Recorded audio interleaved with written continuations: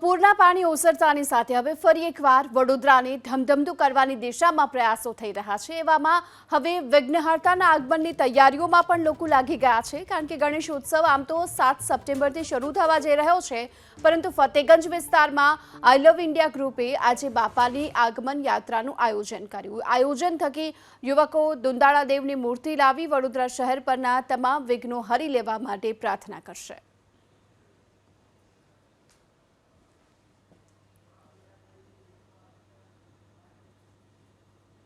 મુશ્કેલીઓનો સામનો કરીને ઊભા થવું એ જ જીવન હોય છે। એ પછી ગામની મુશ્કેલી હોય, નગરની હોય કે મહાનગરની, અને કોઈ પણ પ્રકારના વિઘ્નને હરતા કહેવાતા હોય તો વિઘ્ન હરતા દેવ છે। ઠીક 8 દિવસ પછી ગણેશ સ્થાપન, ગણેશ ઉત્સવ શરૂ થશે। રાજભરમાં ગણેશ ઉત્સવ શરૂ થશે અને રાજભરની જેમ જ પૂરના પ્રવાહ કહીએ તો પ્રવાહ, પૂરના પાણી કહીએ તો પાણી, પૂરનું વિઘ્ન કહીએ તો વિઘ્ન, એમાંથી બહાર નીકળી વડોદરા પણ ગણેશોત્સવ મનાવશે। ગાયકવાડનું શહેર અને સ્વાભાવિક ગણેશોત્સવનું એટલું જ મહત્ત્વ, અને એ જ કારણ છે કે ફતેગંજ વિસ્તારની અંદર બાપાની આજે પધરામણી થઈ રહી છે।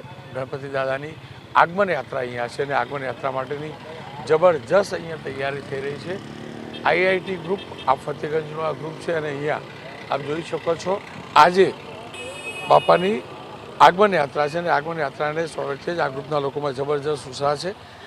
આપની જોડેથી જ મારે જાણવું હતું આજે કયો કયો કાર્યક્રમ હશે અને બાપા જોડે આ વખતે શું અપેક્ષા? દર વર્ષની જેમ આ વર્ષે પણ પ્રેમ અને ભક્તિથી અમારું આજે 31 તારીખે આજે અમારા બાપાનું આગમન છે।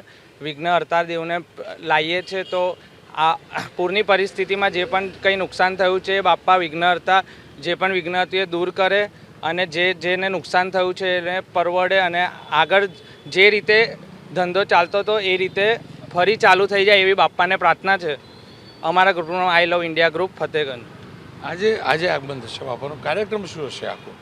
આજે અમારે અહીંયા ટ્રસ્ટ બાંધવામાં આવ્યો છે, જોરો શોરોથી ઇવેન્ટ કરવાના છે। બિલકુલ, કુલ મળીને ગણપતિ દાદાને કહેવાય છે પણ વિઘ્નહર્તા દેવ। આશા રાખી માત્ર ફતેગંજ કે આ ગ્રુપ જ નહીં, આખા વડોદરા અને ગુજરાત ઉપર જે પણ દુઃખ આવ્યું હતું, જે તકલીફ આવી હતી, જે વિઘ્ન આવ્યું હતું પાણીનું, એ સત્વરે દૂર થાય। તમામ લોકો આ મુશ્કેલીમાંથી, આ આફતમાંથી બહાર નીકળે।